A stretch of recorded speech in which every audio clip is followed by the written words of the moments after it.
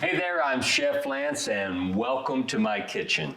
Today we're going to make an all-time cold weather comfort food, and that is beef short ribs ragu. In this video, you're going to learn about a technique called braising, and we're going to talk about that in a minute.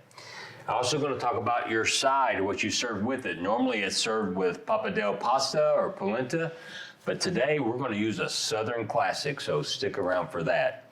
Let's cook this thing.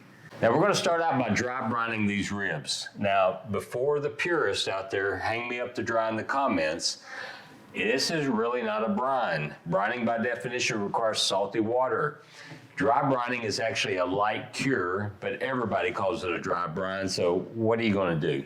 Now, doing this in advance will allow the salt to go into the meat, seasoning it all the way through, and help it retain moisture when it cooks. Now season all the sides, including the ends, but you can skip the side with the bone. Put these in the fridge for 12 to 72 hours, and these ribs we're using today were in for 48 hours. Dice some bacon, put it in a Dutch oven so we can render the bacon fat. You also want to crisp up the bacon so that we can have that for a garnish at the end. Now once the bacon is crisp, remove it from the fat, leaving the fat behind in the pan. Now we're going to dice an onion. We're going to add that to the bacon fat and start to caramelize the onion. Now we're going to add some salt to the onions, not only for a little seasoning, but to draw out the moisture.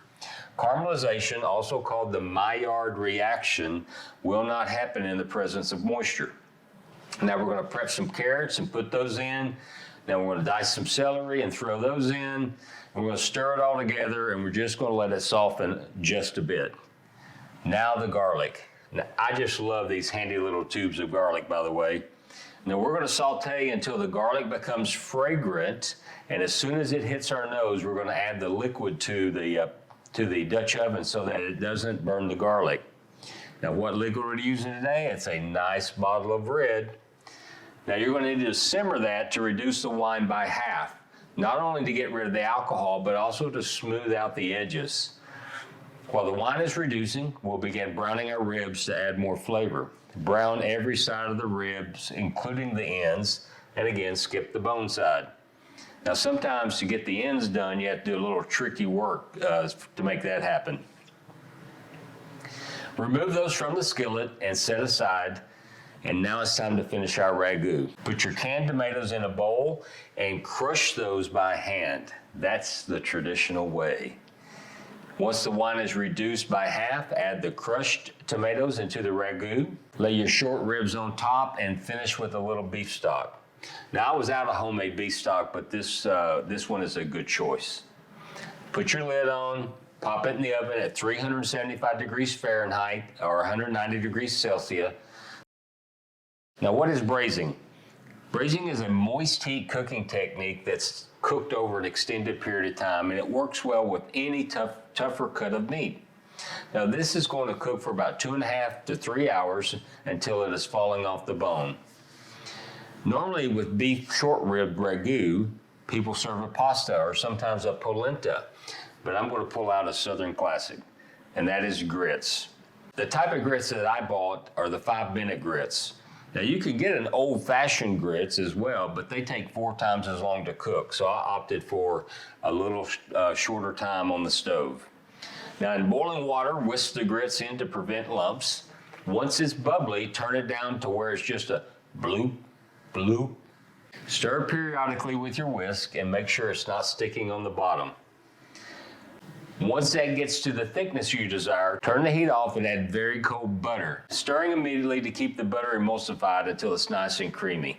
Here's my grit secret, easy for you to say, my secret weapon. I'm going to add heavy cream here. That's about a 1/2 cup, but you do you. Stir that thoroughly to combine. Set it back on the heat, turn to low, just to keep it warm until we're ready to plate. Now be sure to adjust the seasoning after adding the dairy because it needs seasoning as well. All right, let's take our beef ribs out of the oven and look at that. Oh my gosh, I'm starving. That looks amazing. Okay, remove the beef ribs and set them aside for just a moment. Now we're going to perform a very important step. that is removing the fat from the top of the ragu. This was rendered from the beef while it was in the oven. Now, while a little fat provides flavor, a lot of fat is not enjoyable at all. So using your ladle, remove as much of the beef fat as you can, then give the ragu a stir and it's ready to serve. Let's plate this thing.